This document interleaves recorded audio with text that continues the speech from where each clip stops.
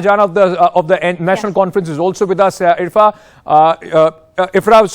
we were in fact speaking to Mr. Jasrotia, and I asked him this question: how does the National Conference see what is happening? Because this is very worrisome. The terrorists were confined, or largely Rajouri was seen as terror-free in the last 20 years. Suddenly, there is a spurt in the activities of terrorists in this area as well.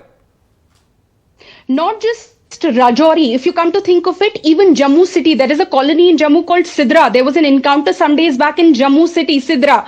There have now been encounters happening in Rajouri, which were considered to be safer areas. In Kashmir, for example, there were some safer areas earlier. For example, Rajbagh, Sonwar, these were considered to be safe areas. Now there is no safe area anywhere because the geography of terrorism in Kashmir, Jammu and Kashmir for that matter, after the abrogation of Article 370 has actually been increasing and not decreasing. They constantly give you numbers, itne number, utne number, but the reality is that the geography is increasing, the landscape is increasing. And National Conference sees this not only from a point of view of national security, but also from a personal point of view. We've lost around 7,000 of our workers, including sitting MLAs, ministers, to similar terror attacks. And we've survived around 15,000 to 20,000 terror attacks. But it was the BJP government which promised us, when they abrogated Article 370, we were promised that after the abrogation, everything will be hunky dory. Now we see that Kashmiri Pandits have started getting targeted attack. Again, for example, if you look at the National Conference government, from 2008 to 2014, not one Kashmiri Pandit was targeted.